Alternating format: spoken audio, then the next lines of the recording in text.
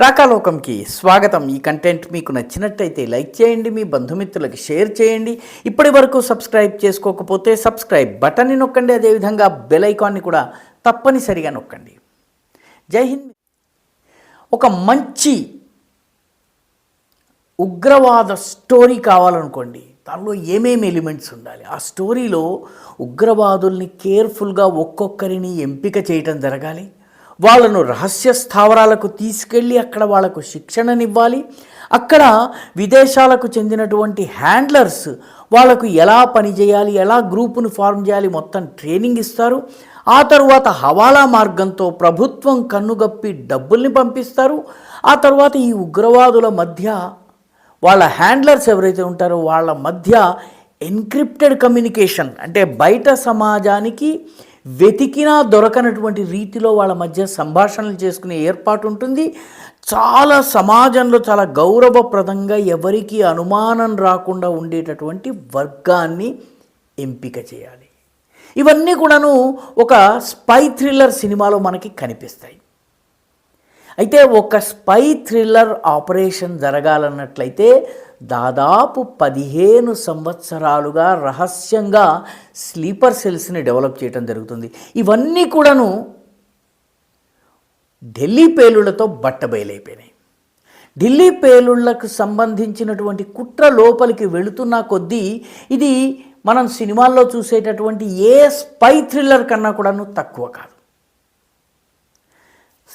నిజంగా చూసినట్లయితే మనకి పేలుడు 2025లో జరిగి ఉండవచ్చును, కానీ అసలు ఈ కుట్రకు శ్రీకారం చుట్టింది, శ్రీకారం తప్పుడు పదము, నిజానికి శ్రీకారము మంచి పనులకు ఉపయోగిస్తారు, దీనిని స్టార్ట్ చేసింది 2010లో. అంటే ఈ ఉగ్ర కుట్రకు కావలసినటువంటి పథకాన్ని 2010లో రచించారు. 2010లో ఎస్ఆర్ఎన్ మెడికల్ కాలేజీ నుంచి ఒక అమ్మాయి ఎంబీబీఎస్ పాస్ అవుతుంది, ఎండి పాస్ అవుతుంది. ఆ తర్వాత జిఎస్విఎం మెడికల్ కాలేజ్ అని కాన్పూర్లో ఉంటుంది, అక్కడ ఆవిడ ఉద్యోగం చేస్తుంది, అసోసియేట్ ప్రొఫెసర్గా పనిచేస్తుంది. ఆ తర్వాత 2013లో హఠాత్తుగా ఆమె బుర్ఖా వేసుకుని రావడం మొదలు పెడుతుంది, హిజాబును ధరించటం మొదలు పెడుతుంది, అందరితో మాట్లాడటం మానేస్తుంది, మనిషి చాలా సీరియస్గా అయిపోతుంది. వన్ ఫైన్ మార్నింగ్ రిజిగ్నేషన్ ఇచ్చేస్తుంది. రిజిగ్నేషన్ ఇచ్చిన తర్వాత ఆమె ఎక్కడికి వెళ్ళిందని మిత్రులందరూ అనుకుంటారు. కొన్నాళ్ల తరువాత ఢిల్లీకి దగ్గరలో ఉన్నటువంటి ఫరీదాబాద్లో ఉన్నటువంటి అల్ఫలా యూనివర్సిటీలో ఆమె తేలుతుంది. 2010 నుంచి 2013 వరకు ఒక హైలీ ప్రొఫెషనల్ పేరు పొందిన డాక్టర్ నుంచి ఒక జహాదీగా మారడానికి 3 సంవత్సరాలు పడుతుంది. ఆ తర్వాత ఆమె అల్ఫలాకు వస్తుంది. అల్ఫలా యూనివర్సిటీకి వచ్చిన తర్వాత 2015, 2016 ప్రాంతంలో, అంటే దాదాపు 10 సంవత్సరాల క్రితము ఒక యాక్షన్ టీమ్ని ఫార్మ్ చేస్తారు.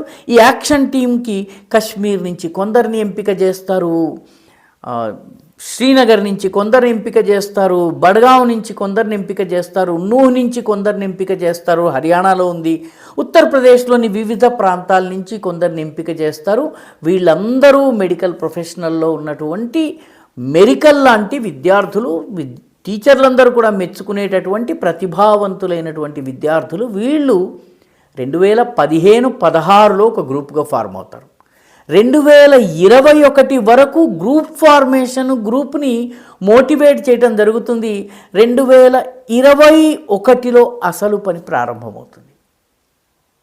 2021లో ఈ పని ప్రారంభం కాగానే 2022లో ఈ గ్రూప్ సభ్యులు తుర్కీకి వెళ్తారు. పాకిస్తాన్కి వెళ్ళడమో లేకపోతే దుబాయ్కి వెళ్ళడమో షార్జాకి వెళ్ళడమో అయినట్టయితే ఇండియన్ ఇంటెలిజెన్స్ ఏజెన్సీల దృష్టిలో పడే అవకాశం ఉంది. వీళ్ళు నేరుగా తుర్కీకి వెళ్తారు. తుర్కీలో వీళ్ళని అబా ఉకాషా అనేటటువంటి ఒక ఏజెంట్ వచ్చి కలుస్తాడు. ఈయన ఐఎస్ఐ ఏజెంట్. తుర్కీ పేరుంది కానీ వాస్తవానికి ఐఎస్ఐ కోసం పనిచేసేటటువంటి వ్యక్తి. ఐఎస్ఐకి తుర్కీ యొక్క ఇంటెలిజెన్స్ ఏజెన్సీల మధ్య అప్పటికే కోఆపరేషన్, సహకారం నడుస్తుంది. ఆయన వీళ్ళతో మాట్లాడతారు. ఆ తర్వాత వీళ్ళు భారతదేశంలోకి వస్తారు. భారతదేశంలోకి వచ్చిన తర్వాత తమ పథకాన్ని వీళ్ళు ప్రారంభిస్తారు. ఈ మొత్తము గ్రూప్కి 2010లో హిజాబు కట్టుకున్నటువంటి మహిళ కారణమవుతుంది. ఆమె పేరు ఇప్పుడు పత్రికల్లో అన్ని చోట్ల వస్తుంది. ఆమె పేరు షాహీన్, డాక్టర్ షాహీన్ షహీద్. ఈ షాహీన్ షహీద్ అనేటటువంటి ఈ మహిళ డాక్టర్, ఈమెని వాళ్ళ యొక్క సీక్రెట్ కమ్యూనికేషన్లో మెడికల్ సర్జన్ అనేటటువంటి పేరుతోటి పిలుచుకున్నారు. వీళ్ళు బాంబులు, పేలుడు పదార్థాలని మెడిసిన్స్ అని రాసుకున్నారు. ఇది వాళ్ళ కోడ్ భాష. ఆ తర్వాత దీనిలో ఒక్కొక్క డాక్టరు యాక్టివ్ అయిన తర్వాత డాక్టర్ ముజమ్మిల్ ఇప్పుడు అరెస్ట్ అయి ఉన్నటువంటి వాడు, ఢిల్లీ పేలుళ్ళ నేపథ్యంలో జరిగినటువంటి దానికి ముందే జరిగినటువంటి అరెస్ట్లలో డాక్టర్ ముజమ్మిల్ కీలకమైన వ్యక్తి. ఈ వ్యక్తి మొత్తము లాజిస్టిక్స్, కావలసిన వస్తువుల్ని సమకూర్చటము, పేలుడు పదార్థాలని సమకూర్చటము, దానికి ఎక్కడెక్కడ ఏమేం చేయాలన్నటువంటి రెకీ చేయటము, ఇదంతా కూడా ఆయన పని. ఢిల్లీ పేలుళ్లలో చనిపోయినటువంటి డాక్టర్ ఉమర్ ఆపరేషన్స్ని ఫైనలైజ్ చేయవలసినటువంటి వ్యక్తి. ఈ మొత్తము నెట్వర్క్ని చూసేందుకు డాక్టర్ అదీల్, ఆయన కూడా అల్ఫలా యూనివర్సిటీలో ఉన్నటువంటి వ్యక్తి, ఆయన అరెస్ట్ అయ్యి ఉన్నారు. ఆయన దగ్గర AK-47 దొరికింది, పేలుడు పదార్థాలు దొరికినాయి. డాక్టర్ పర్వేజ్, ఈయన హఠాత్తుగా రిజిగ్నేషన్ ఇచ్చేశాడు, మాయమైపోయాడు. ఆ తర్వాత ఇప్పుడు ప్రస్తుతం అరెస్ట్ అయి ఉన్నాడు. మొత్తానికి ఇదంతా కూడాను, వీళ్ళంతా కూడాను తమ ప్లాన్ని చేశారు. ఈ ప్లాన్కి వాళ్ళు పెట్టుకున్నటువంటి పేరు D6 మిషన్. D6 మిషన్ అంటే ఏంటి?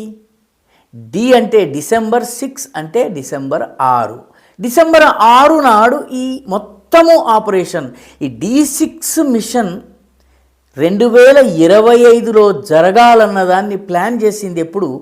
2010లో స్టార్ట్ అయినటువంటి ఒక స్లీపర్ సెల్ 2021 నుంచి తమ పనిని ప్రారంభించింది. 2021కి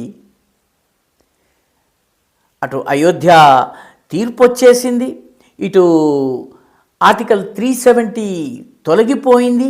కాబట్టి వేగవంతం చేయాలన్నటువంటి పని ప్రారంభమైంది. D6 మిషన్ల అంతర్భాగంగా డిసెంబర్ 6న 6 ప్రదేశాల్లో మల్టిపుల్ బ్లాస్ట్ చేయాలన్నటువంటి పథకము. దీనికోసము హవాలా రూట్లో 20 లక్షలు వచ్చింది. ఈ 20 లక్షల్లోంచి కొంత డబ్బుతోటి NPK, అమోనియం నైట్రేట్ అంటారు, NPK ఎరువు ఇది వాస్తవానికి, దీనిని హర్యానాలోని నూహ్ నుంచి కొనుగోలు చేశారు. అమ్మినటువంటి వాళ్ళు కూడాను అదే మతానికి చెందినటువంటి వాళ్ళు. వాళ్ళందరూ కూడాను మొత్తము పథకం వేసుకున్నారు. ఇంటెలిజెన్స్ ఏజెన్సీలకు దీనికి సంబంధించినటువంటి విషయం తెలిసిన తర్వాత ఒక్కొక్కళ్ళని అరెస్ట్ చేస్తూ వచ్చారు. అదీల్, ముజమ్మిల్, ఆ తర్వాత షాహీన్ షహీద్, వీళ్ళందరూ అరెస్ట్ అయ్యేటప్పటికీ కంగారులో ఉమర్ షేక్ పారిపోతూ తనను తాను పేల్చుకున్నాడా, లేకపోతే కావాలని పేల్చాడా, లేకపోతే యాక్సిడెంటల్గా పేలిందా, ఇప్పటి వరకు రూఢి కాలేదు. కానీ ఢిల్లీ ఎర్రకోట దగ్గర పేలుడు జరిగింది. అర్థం చేసుకోవలసిన విషయం ఏంటంటే, ఈ దేశంలో ఏ రకంగా స్లీపర్ సెల్స్ 2010 నుంచి 2015 నుంచి 2020 నుంచి యాక్టివ్గా ఉన్నాయి, అవి ఏ రకంగా పనిచేస్తూ వచ్చినాయి, అవి ఎలా ఎప్పుడు యాక్టివ్ అవుతున్నాయి, ఎప్పుడు ఏ సంఘటన జరిపేందుకు ఎలా ప్రయత్నం చేస్తున్నాయి. ఈ D6 మిషన్ని మన ఇంటెలిజెన్స్ ఏజెన్సీలు భగ్నం చేయగలిగాయి. ఎర్రకోటలో పేలుడన్నది వాళ్ళు ఊహించింది కాదు, వాళ్ళ ఊహకు అందంది. అయితే 2010 నుంచి ఈ ప్రాసెస్ నడుస్తోంది. గమనించాల్సినటువంటి అవసరం ఉంది. ఒక వ్యక్తిని మతోన్మాదిగా మార్చి, మతోన్మాదిని జహాదీగా మార్చి, జహాదీని ఉగ్రవాదిగా మార్చి ఒక టీముని తయారు చేసేందుకు ఉగ్రవాది 10 సంవత్సరాలు 15 సంవత్సరాలు సైలెంట్గా పనిచేస్తున్నాడు. తుర్కీలోనో లేకపోతే పాకిస్తాన్లోనో కూర్చున్నటువంటి హ్యాండ్లర్. వీటిని ఛేదించేటటువంటి ప్రయత్నం మన ఇంటెలిజెన్స్ ఏజెన్సీలు చేస్తూనే ఒక్కొక్కసారి ఒక పెద్ద గడ్డివాములో ఒక చిన్న సూదిని వెతికినంత కష్టమవుతుంది.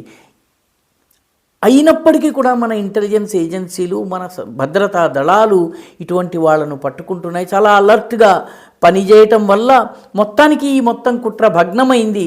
కానీ ఎర్రకోట పేలుడిని మాత్రం నివారించలేకపోయారు. దాని దుష్ఫలితాలు అనేక మంది ప్రాణాలు పోవడము, చాలామంది గాయాలు కావడము, అనేక జీవితాలు రాత్రికి రాత్రి తారుమారు కావడం జరిగింది.